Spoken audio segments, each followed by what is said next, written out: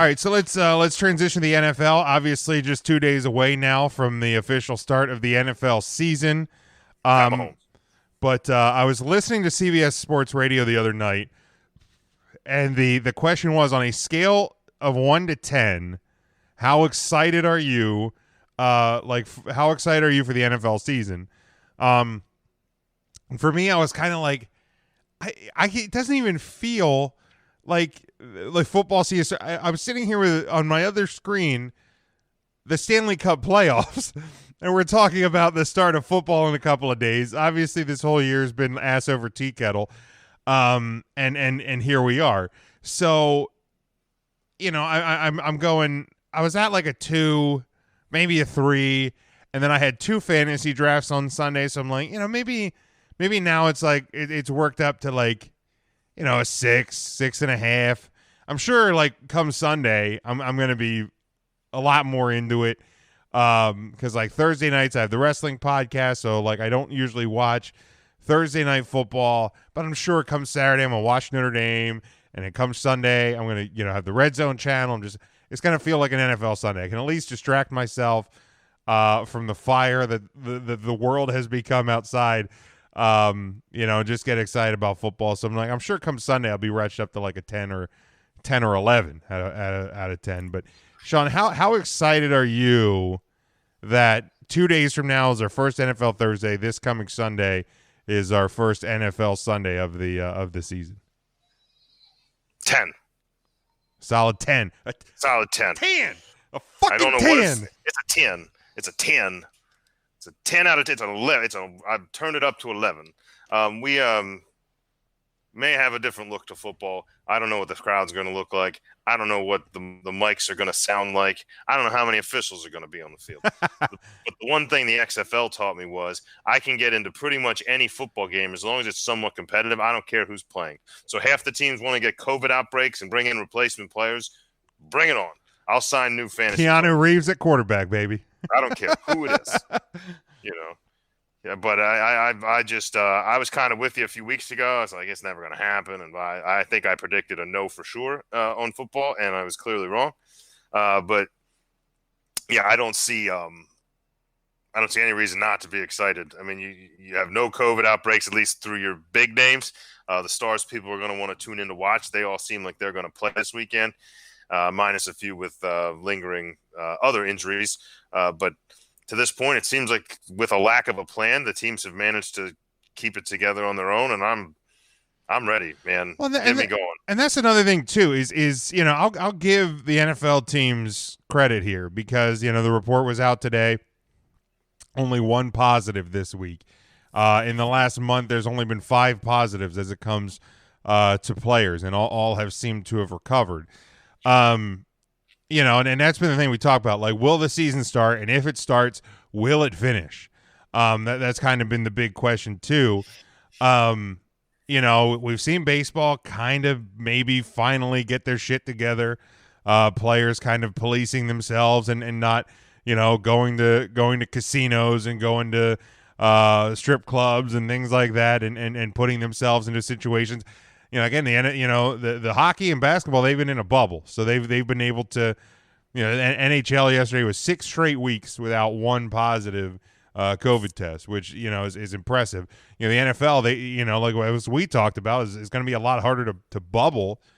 So they kind of have to be responsible for themselves, and so far they have been. And if they can, the major difference to this point is at no point has a team.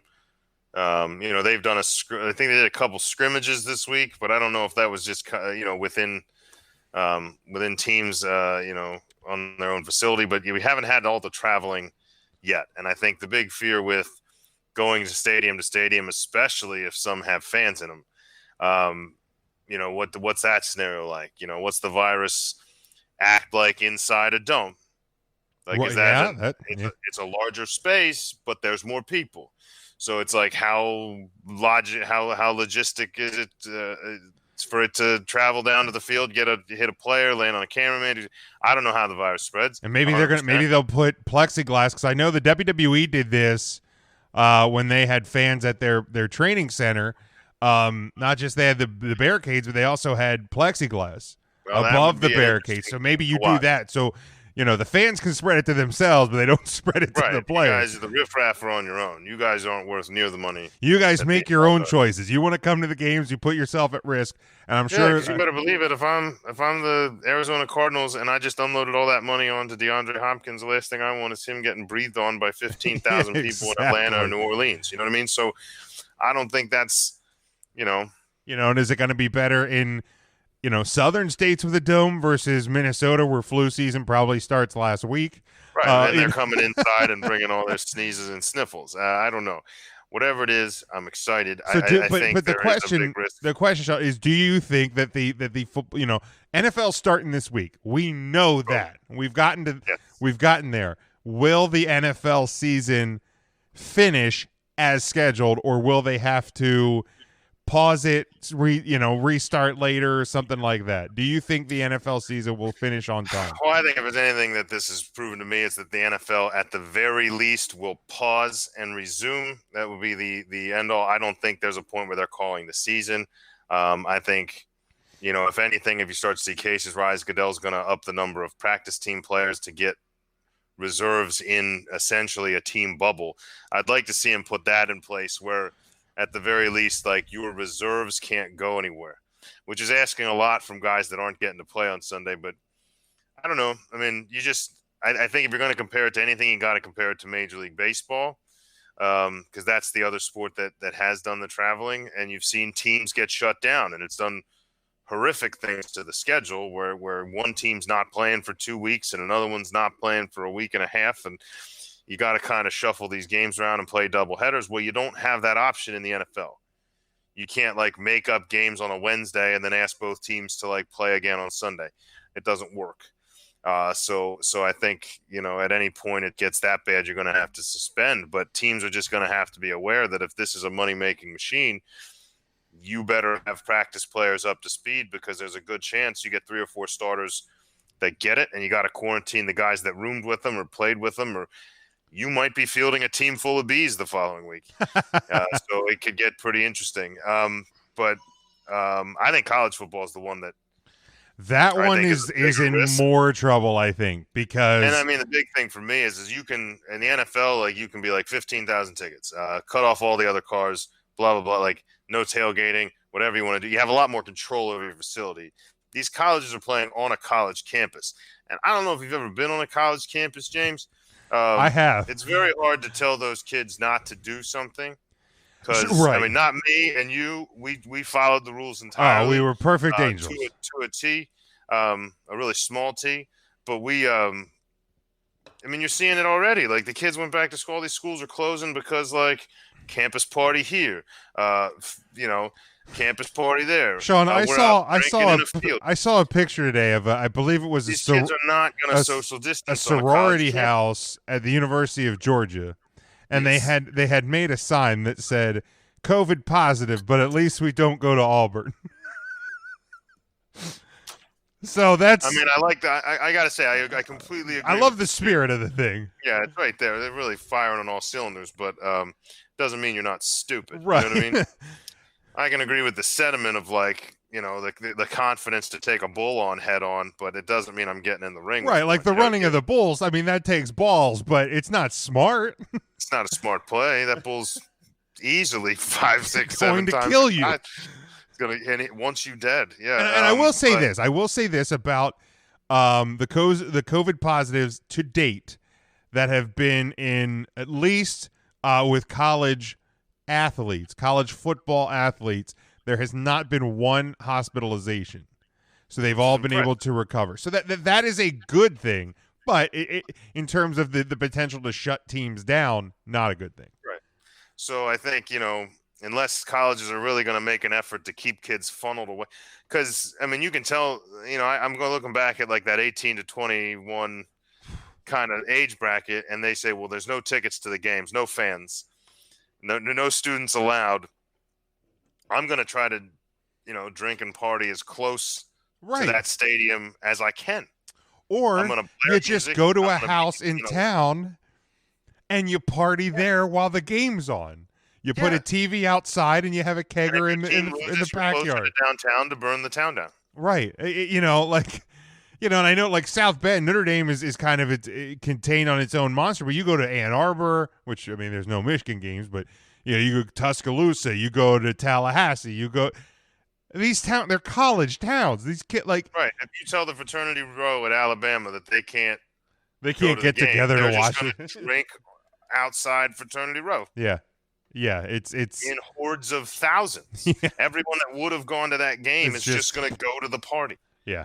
And be an even closer space. So I just, it's not an age group that's very good for being responsible. It's not an age group that's very good for following directions or orders. So I don't think that the mass of college football fans, and no shot at people from the South, but a little bit of a shot at people from the South from what I've seen, they also aren't very good at following directions. I mean, you live in the South now, so I live down here. I watch people going, "You will die if you get within 6 feet of each other," and they'll be like, "Heck with that, let's make out with that guy," and then everybody's got the virus. So. And I mean, that's what I said from the beginning. And I'm not faulting any, the Big Ten and the Pac-12.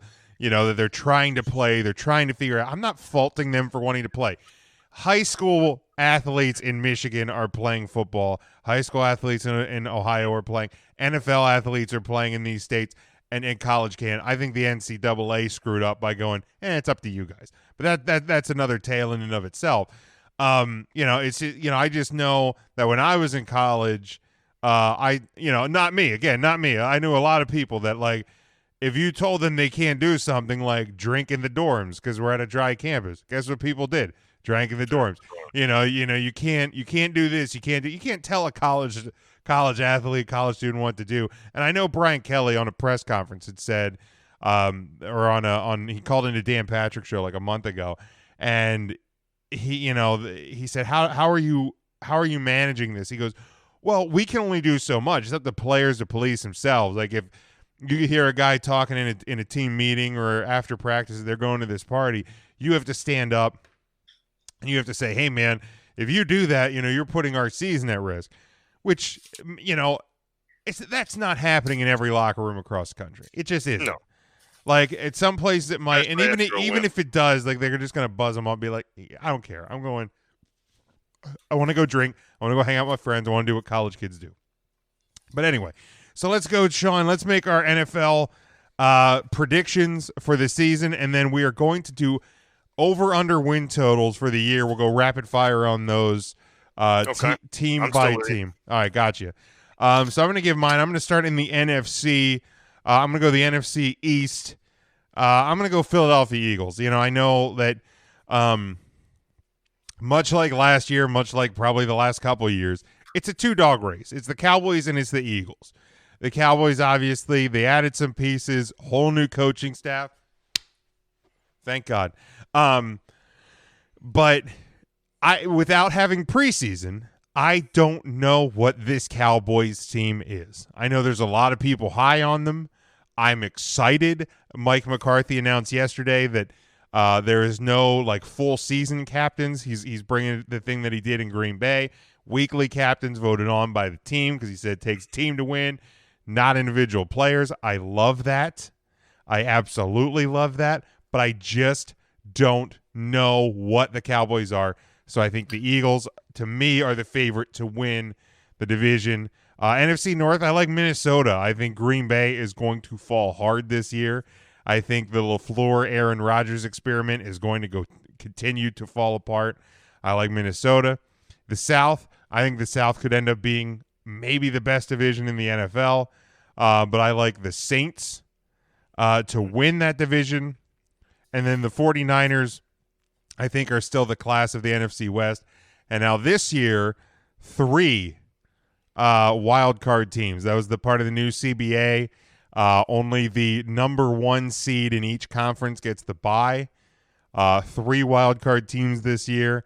So my first wild card team are the Tampa Bay Buccaneers. I think Tom Brady and that offense they're putting together, even if they have half a defense, they're going to be in great shape down there in Tampa Bay. And I like the Cowboys as my number 2. I think the Cowboys easily are going to be a playoff team. They could potentially win the division, but they're going to make the playoffs. And then my number 3, I actually like the Chicago Bears. Like I said, I think the Packers are going to stumble. I think that the NFC West is just going to beat themselves up, and I like Mitch Trubisky shockingly to figure out his ass from a hole in the ground and put together a solid season. I like the Chicago Bears sneaking in as the third wild card team in the NFC. So, Sean, we'll go to you with your NFC division and wild card picks first. All right, I'm doing a little bit of editing because I had some mix-ins because yours are way too close to mine. So we're gonna mix them up here a little bit. The East, I'm gonna agree with you. Shocking. Because I got the Philadelphia Eagles. I don't think it's gonna be a thing. I know you were talking about that kind of team mentality in Dallas, and I think there's definitely a turn around the corner. But I just don't know if it's the corner. When you look at what those players are used to, and you look at the kind of players, the kind of press and media guys like Dak and Zeke have seemed to get. And I mean, I'm not going to try to say I know the guys personally, but I'm just saying what I see behavior-wise, that no season-long captains, how are they going to like that? Is it, are they going to just kind of go along with it? Or is it like, wait, this was my show? I could see Dak being okay with it. Potentially Zeke, it might, but you don't know. You don't know. And Amari Cooper, sometimes he's a team player, other times he's a diva. So I don't. You have a lot of personalities on that team, and Mike McCarthy historically does not like personalities, which makes it a strange career choice for him. But better than the clapper. Better than the clapper. No, anything's better than that. But I'll take Philly, despite starting the season with middle of the pack kind of rubble at wide receiver, but we're going to fight through the first few games and we're going to win the East. I'm going to roll with you in the North. I think Minnesota's I think it's pretty strong division, at least on paper, but I think when the dust clears, I think there's going to be a pretty good gap between 1 and 2 there. And I really wanted to switch up my Tampa Bay, New Orleans, and have Tampa winning the South. But I too like New Orleans. You're getting the fever down there, even though you're an Eagles fan. I feel like you're getting a bit of the fever. The thing is, it's funny because the fans here on hockey and now with the Rays are very, very overconfident. Oh, Christ. I bet last night with that 8-2 win with the Lightning is just unbelievable. It was brutal in the morning on my way to school today. But they're pretty high on everything. And but I think they're afraid to be high on the Buccaneers as a fan base. That's fair. Rightly so. But, just because – and you know what? Just because I also have San Francisco remaining on top of the West, because I have both going to the playoffs anyway, I'm going to take Tampa Bay to win the South, and I'm going to put New Orleans as my first wild card team.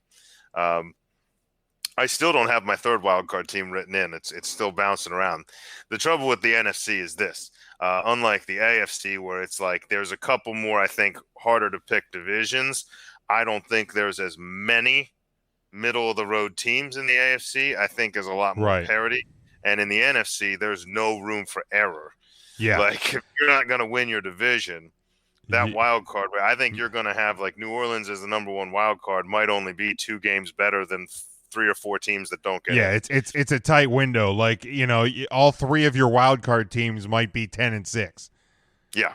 So I don't think you have a lot of room for error there. I'm going to take my second wild card team. I don't always like doing it, especially because they're coach, but I'm going to take the Seattle Seahawks here. I think with I think anytime Russell Wilson's at the helm, that's going to help. I think they've made some moves on defense to try to get back to where they used to be. And I think the signing of a guy like Josh Gordon and those things, when you're taking those kind of steps, it's we just got to win. They want to get back to where they were before some of these guys leave, and I'm going to go there. And my third wild card team, you mentioned Chicago. I think they have a shot. I'm not putting them in.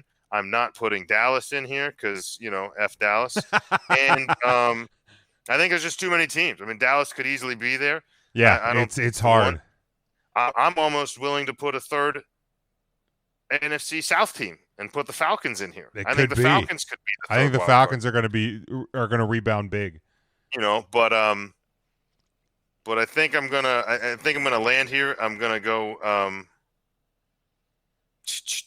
Man, this is brutal. I'm gonna stay in the North, but I'm gonna go the other way. I'm gonna say that Chicago sputters when it counts. I guess not when it counts. They're gonna sputter early. I feel like Chicago's gonna have a little trouble getting They're the going to be wheels that going. team that surges, but just too little, Didn't too have late. enough early. And I'm gonna have Aaron Rodgers getting one last chance to prove himself. I'm gonna take Green Bay here as my third wild card team. You're right. The LaFleur experiment is going to fail. They're not going to end up winning a title. But I think just Aaron Rodgers and the weapons around him, and I think kind of the Aaron Jones early, but you're going to see a little AJ Dillon late. And the defense, moderate at best, probably third or fourth in the NFC North as far as defensive ranking. But I think offensively they're going to have enough to get there, assuming everybody. Yeah, I know. There's a lot of people who think that if Green Bay really sputters hard, maybe everybody gets the virus, and the teams with no fans, like the Browns and everybody, maybe these, the teams from the desert like Arizona. I think Arizona is a sneaky one. I had them as a potential wild card. They're one to watch with DeAndre Hopkins, and if he can get chemistry with Kyler Murray. But I know, like Kyler Murray. And if Kenyon Drake stays healthy and Kyler Murray, he's got a lot of weapons to throw to. I don't know. I think you could see an air show out there in the desert, and they could easily replace Seattle as my second AFC West seed. Oh, no doubt. West seed.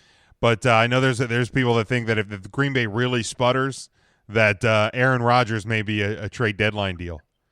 And it wouldn't surprise me because they did draft Love. They did draft Love in the first round this year, so they're obviously they're looking past Aaron Rodgers, whether it's this year, next year, whatever. Right. And I don't think. I mean, the big thing is that I think it's going to take a pretty heavy sputter for that to happen. If they're 2-6 at the midway point, there's going to be a bubble. There's going to be a bubble team that's going to go. Yes, sir. I think the failing of Green Bay / moderate success is going to be a pretty even. Kind of scattering throughout the season. I think it's going to be a steady 600 to 700 ball, and hope for the best. Maybe they finish at that 10-6 mark. So for my wild card, I need that to not happen. Make it pretty interesting to see where he would land. But I think Aaron's not going to want that call for the city of Green Bay. If they're at all competitive or have any semblance of a chance at the North, he's not going to want to go anywhere. All right, so who, Sean, do you have coming out of the NFC as your NFC champion? I have Minnesota.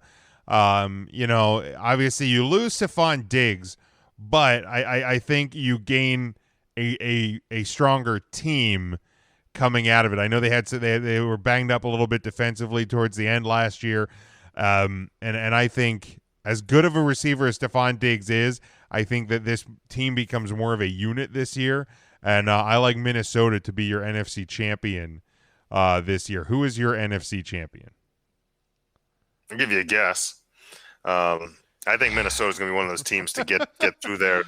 But I do think that I don't want to say the Eagles felt slighted last year with the mess of injuries they had throughout the season and the success they were able to have despite those. Sure. I think they put a lot of pieces in play, and they realized that there was a lot of scenarios there where even down the wide receiver depth chart, if they'd have just had some speed and guys with hands, and they went after wide receivers, they were like, if these guys are going to start dropping like flies, we need a lot of flies. So they got them that. Now we have some holes in the offensive line, some guys that are out for the year or for a large chunk of it. And, hopefully, throughout the last few years, we luckily and unluckily, we've had a chance to get guys ready. But I think the defense is ready to play. I think the Philadelphia Eagles are your NFC champion when it's all said and done, and are back to the Super Bowl for the second time in recent memory. All right, let's jump over to the AFC. I have the Buffalo Bills as your AFC champion. I think with the changing of the guard in New England, it opens up a door that has been bolted shut for the last decade and a half. So I like Buffalo to build on what they were doing a year ago. They pick up the victory in the AFC East. I like the Ravens coming out of the North. I think that team's only going to get better this year. I think Lamar is going to be better. In the South, I like the Indianapolis Colts. I think Phillip Rivers Um, I think he's gonna. I really think he's gonna feel less pressure to be successful in Indy because he was drafted so high in San Diego / Los Angeles that there was always pressure to succeed. You had to bring a championship to that franchise. You had to get them back to the Super Bowl where they hadn't been since the early '90s. The Colts have had success, obviously with Peyton Manning, with Andrew Luck. And I don't know that people are necessarily expecting them to be a Super Bowl champion, but I think with the pressure off, Phillip Rivers can throw the freaking football, and there's a lot of talent on that Colts team. If they can even play a quarter of a quality defense on that field, I think Indy's going to be solid. In the West, the Chiefs. I mean, come on, nothing else needs to be said there. My wild card teams in the AFC, I like the Texans, obviously, who have been near the top. They locked up Deshaun Watson for a few more years. They're going to be my first wild card. I like the Steelers to bounce back this year. If Ben Roethlisberger stay healthy, they've kind of put a few more pieces at the wide receiver position. I think that defense is going to be great. I think the Steelers are going to be a little bit more reminiscent of what people think of when they think of the Pittsburgh Steelers. But my number 3 wild card team, you didn't think we were going to get an NFL playoffs without that team from Foxborough, Cam Newton and the New England Patriots. And I know people are like, man, it's going to be a whole different thing. And it is going to be a whole different thing. You're not going to recognize these Patriots. New uniforms, new quarterback, new look. But a key thing to remember, Sean, is Josh McDaniel, the offensive coordinator there, was the coach in Denver, or at least the offensive coordinator, when Tim Tebow was in Denver, and they found success. So with a guy like Cam Newton, he can stay healthy. I like New England. I mean, the AFC East, Miami. I know some people like Miami. I'm not too fond. I think they're going to be better, but I don't think they're going to be. I like Miami. I don't love Miami. I don't think they're going to be a playoff team, and the Jets stink. So I think you're gonna find success. It's not going to be what we're used to. I think maybe an 8-8 team, but you might be able to sneak in the AFC playoffs at 8-8. So I like the Patriots as my number 3. All right. Well, we got some overlaps. We got some differences. I also have Buffalo winning the East. Although I'm not gonna lie to you, I love Cam Newton, and I think he's a man possessed. He's a guy that kind of got, wins an MVP, gets hurt, never gets a chance to try to repeat that MVP success. Sure. And what better scenario to be in? And then the Mad Hooder. And the best case for him is he's in a situation where he's got a coach that's not going to put up with a mouth or an attitude. So not that he's necessarily had one, but if he had any semblance of like a me attitude, I don't think we're going to see the same eccentric Cam Newton at press conferences and things like that. Now, will he still be able to have a personality? I think so. Absolutely. But it's not going to be what it was in Carolina. Right. And well, when they had that signing, it was the whole mystery of like, well, is he going to be our starter? And like, we love this other guy and blah, blah. That signing, there was no way that Cam Newton signing was anything but. He was not going to be the backup. Yeah, no, you're not signing a former MVP to like back up some unproven rookie or second-year player. It's just not going to happen. Right. But I have Buffalo. I have Baltimore. It's hard to pick against Baltimore in anything right now. Sure. Well, baseball. Now in my South, I differ. My South, I have Houston. You had them as a wild card. I have them winning the South. I think Deshaun Watson, like you said, got the money. Sometimes that's a downfall. I don't think it is for Deshaun Watson. I think he's too talented. Losing DeAndre Hopkins, I'm sure, is going to affect things a skosh. He's a hard guy to replace. But they signed a Randall Cobb. That's essentially the same guy. And, plug him in. Basically the same guy. Basically the same player. But you have a David Johnson. You can dump the ball off a lot more. You can take some chances down the field because you got him. Hopefully that works out. If Will Fuller stays healthy. David and Duke Johnson. But in the West, it was funny because I was trying to scroll through the players, the teams in the West earlier when I was filling this sheet out, and I had written Denver, forgetting that the Chiefs were in the West. And then I was like, oh, yeah, there's that Mahomes guy and my man Andy Reid. He's pretty good. they're all pretty okay. So yeah, I got Kansas City with you. That's going to be a tough one to do. Now, I do have Denver in a wild card spot. I have them in my second wild card technically. Um, Behind Indianapolis, I have the Colts. I kind of am on, that Phillip Rivers bandwagon with you. With that, and I fought hard not to try to get New England out of here with you. I really did. I'm like, right. We don't want Cleveland them penciled in. I had Miami penciled in. I had Las Vegas penciled in. I could see any of those doing it. How cool is that stadium in Vegas, by the way? Oh, it's dope. It's like a giant video game system. And much like the Cowboys, if there's a stadium in the AFC that's probably going to be at full capacity, it's Vegas. Because it's probably casinos are probably at full capacity as it is, so who gives a shit? Casinos have been open since April, but yeah, I want to put Vegas in there. I think they're kind of a sneaky pick and could replace Denver in this mix. They could be that second West team, but there's too many question marks. I think Denver's got a good defense, so I put them in. But I got New England as my third wild card as well. And coming out of the AFC all around, I guess to meet Philadelphia. Would put it right down Route 95. I have Philly against Baltimore. Oh wow! Okay. Super Bowl. I think, and it's going to take. I still haven't written who's winning that game yet.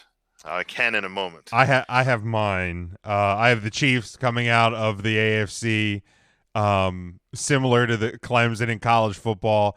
Until you can prove to me that you can beat them, I refuse to believe that they can actually be beaten.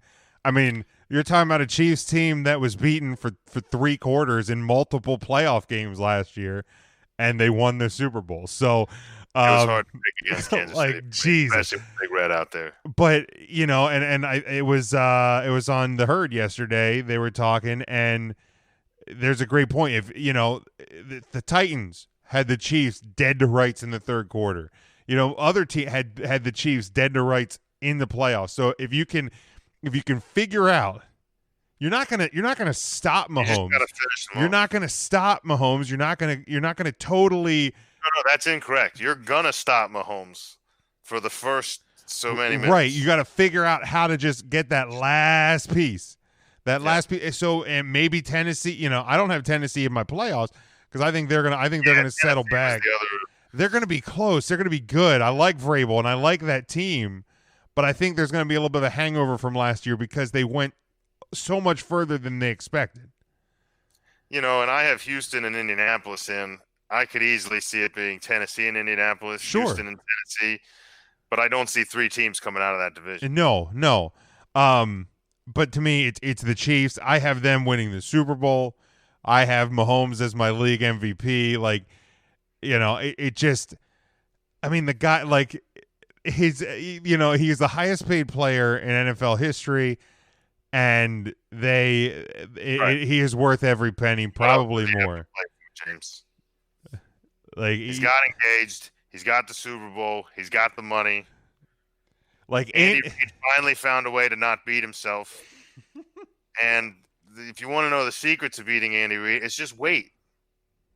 Just wait. Just let him start working the clock. Andy will coach himself out of the cardboard box and then coach himself right back into it. He didn't have the opportunity to do that last year because they got so far behind. He had no choice but to coach out. If the Chiefs get if they get out to a lead in a playoff game, dead. I don't care if it's first round against the New England, dead. If it's first round against the Texans, dead. First round against Steelers, dead. If they get a lead, they're in trouble. They're in big trouble. But, Sean, who's your Super Bowl champion and your league MVP?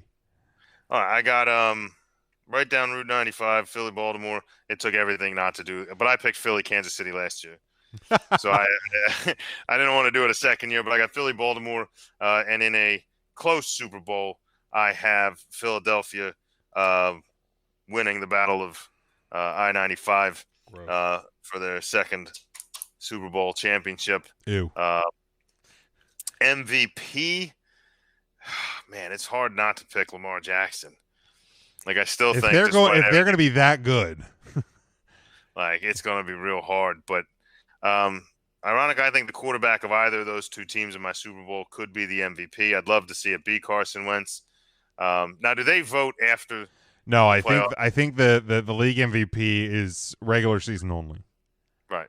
Well, my question is, do they? No, I don't know. I think we knew it was Lamar before the Super Bowl was over. Yeah, I don't know. I think I'm going to go Lamar Jackson back-to-back MVPs. I want to pick Carson Wentz there. I think it'd be awesome to have him as one. I think Lamar Jackson wins your regular season MVP. Because of that, maybe a bit overconfident in the Super Bowl. Carson Wentz, Super Bowl MVP. All right. And then let's look, before we get to the over-under for win totals, let's look ahead to next spring, hopefully in Vegas and not in Roger Goodell's basement for the 2021 NFL Draft. Who, Sean, to you, is the number one pick? I have the Carolina Panthers. I think they are in full rebuild mode. Was Byron Leftwich down there? Luke Kuechly's gone. Bridgewater's your quarterback. You have Matt Rule, who may end up being a great coach, but he's, he went from Temple to Baylor to Carolina in like 3.5 years. Like, he may end up being great. He signed a 7-year deal. I think he has a great football mind. But outside of Christian McCaffrey, I think this team is just dumpster. I think that I know like the Jaguars look like they're in tank mode, but I think Carolina is going to be worse than Jacksonville. So I have the Carolina Panthers as my 2021 number one pick. Well, I got a handful of teams that could easily be down there. I could see the Browns continuing to fall, but they should have enough talent not to. But I got Jacksonville listed there. I have the Chargers listed here as real bad. Chargers could be bad. New York shouldn't be. The Giants. The Jets could be. Giants shouldn't be. And, all these teams could be absolute garbage at any time. But I'm going to go with the same garbage team that I pick every year. Primarily because this year they don't even have a name. I'm going to take the Washington football team as the worst team in football. And I'm going to have them drafting. I'm going to say it's a failed experiment. Well, whoever ends up down there is going to be considered a failed quarterback experiment. I think Lawrence is your number one pick for that team. Wow, okay.